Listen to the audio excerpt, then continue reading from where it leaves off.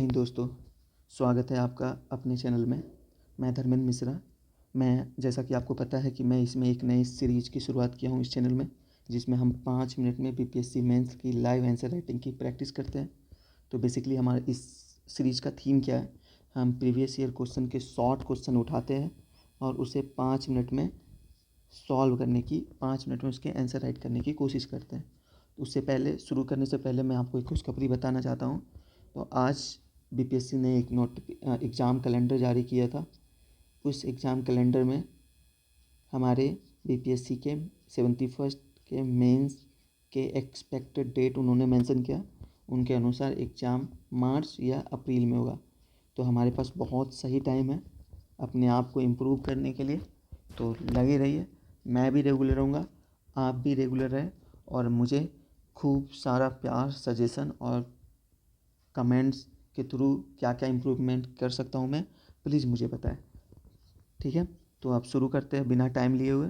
आज का क्वेश्चन हमने चूज़ किया है, right A short notes on Indigo revolt. 68 BPSC में पूछा हुआ था।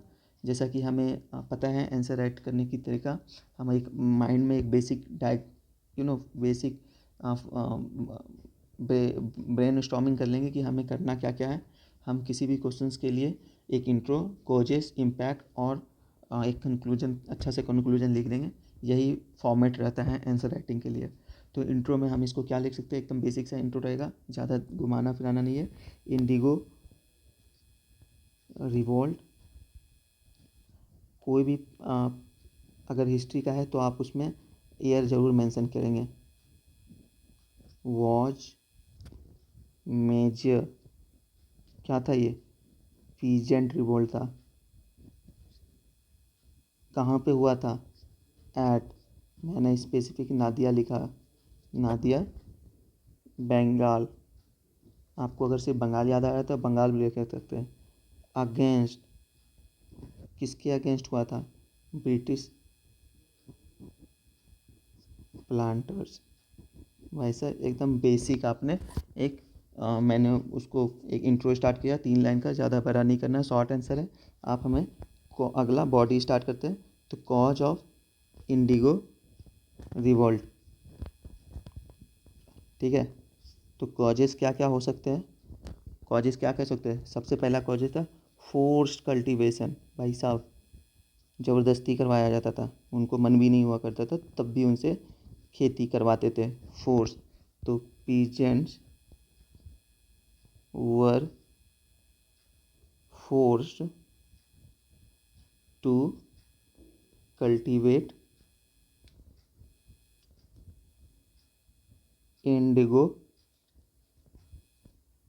इन प्लेस ऑफ फूड क्रॉप्स। जो ज़रूरत है उसके उस वो नहीं करवा के उनसे नील की खेती करवाते थे। दूसरा रीज़न आप क्या दे सकते थे, इससे क्या होता था भाई, नील की खेती क्यों नहीं करना चाहते थे वो, जस्ट बिकॉज ये क्या करता है, सॉइल को इनफर्टाइल कर देता था। अपने आप दूसरा को जाएगा, आप अगर पढ़े भी नहीं है तब भी आपको अपने आप दिमाग में खुलेगा कि हाँ हाँ ये खोज हो सकता है, इसलिए तो नहीं करता होगा। तो indigo, indigo plant, indigo farming led to infertile soil. तीसरा, तीसरा क्या हो सकता है कि भाई इकोनॉमिक रीजन होगा, ये कोई इकोनॉमिक खोज तो होगा ही। इकोनॉमिक कॉजेस, इकोनॉमिक कॉजेस क्या हो सकता है कि फार्मर जो थे उस समय के फेल इनटू डेब्ट, एक तरह से कर्ज में वो फंस गए थे, एक विशियस साइकिल में फंस गए थे। क्यों, क्योंकि fact due to heavy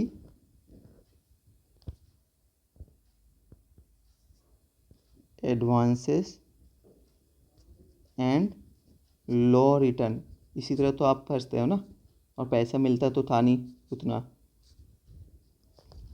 okay, अब हमें इसका दूसरा इम्पैक्ट करेंगे। हमने बोला है कि सेकंड पेज में हम कोशिश करेंगे सिर्फ फ्लो चार्ट में खेलना। इम्पैक्ट ऑफ, फ्लो चार्ट नहीं, सॉरी, इसको डायग्राम बोलते हैं।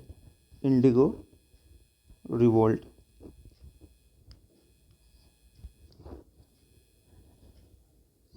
ओके, तो क्या था इनके आपके क्या हो जाएगा था सबसे पहले तो भाई साहब, it laid down the foundation